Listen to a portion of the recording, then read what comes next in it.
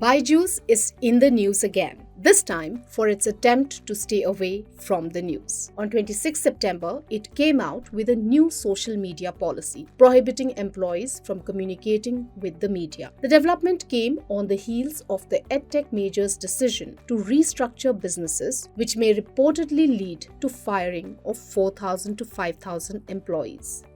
Byju's new social media policy says that employees are not allowed to speak directly with any media house or provide companies information including pictures, videos, screenshots, etc.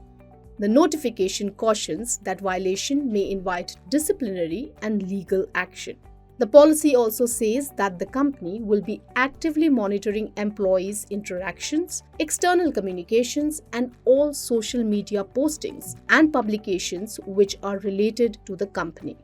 The increased vigilance and the media gag came after scores of Byju's employees have taken to social media platforms to express anguish after layoffs.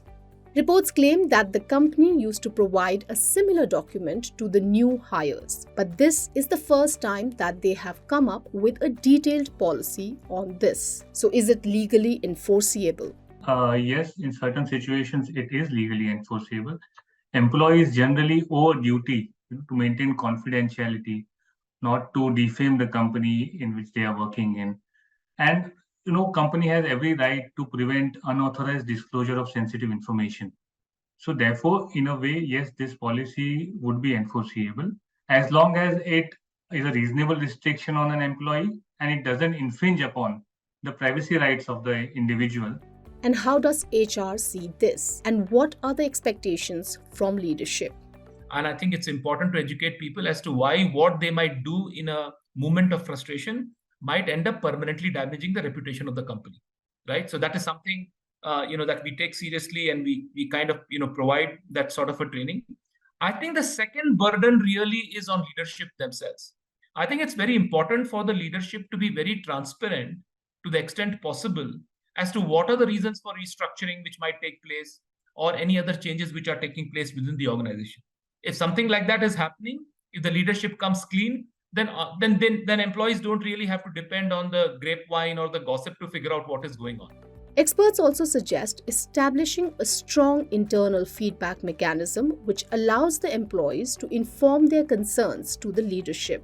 Shailesh Poria pointed out some other instances where employers put a clause which is not legally enforceable except in very rare situations depending on the facts. Enforcement of gardening leave, enforcement of bonds for an unreasonable period to make sure that the employee does not leave the company, and penalty put forward by the employer on a premature resignation are some of these clauses which are not legally enforceable in most situations.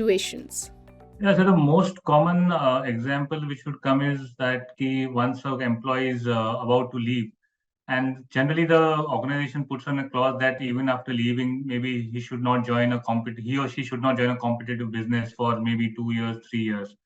So that generally most of the times comes before the courts, the enforceability of that.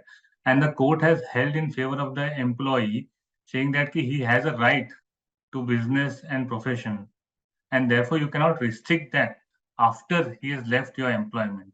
Of course, there are reasonable restrictions to that as well. Also, what about the bonds that employers put in the contracts to make an employee stay in the company for a longer period? Will it be legally enforceable? A specific training is being provided, or let's say a specific course is being sponsored for an employee to become productive, then I think it is reasonable if the employee has also entered knowingly into a contract with the employer, saying, listen, I want to be with you for 2 years, and this is the contract that we have between both of us.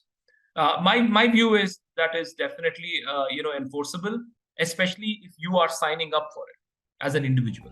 Human resource expert from TeamLease, Karthik Narayan, says that India doesn't have guidelines for most of these clauses, especially the clauses related to the notice period, bonds, and penalty on premature resignation. And there is a need for industry-wise guidelines for better clarity.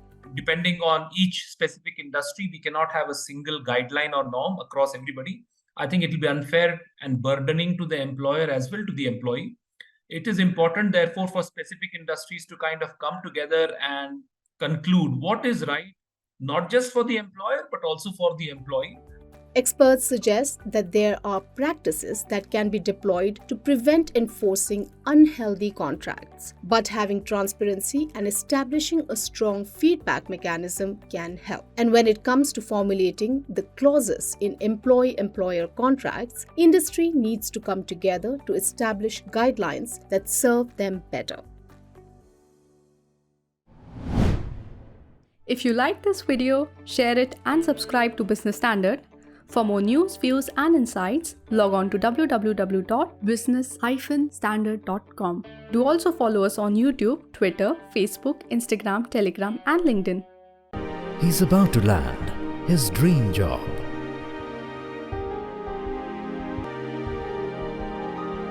Business Standard.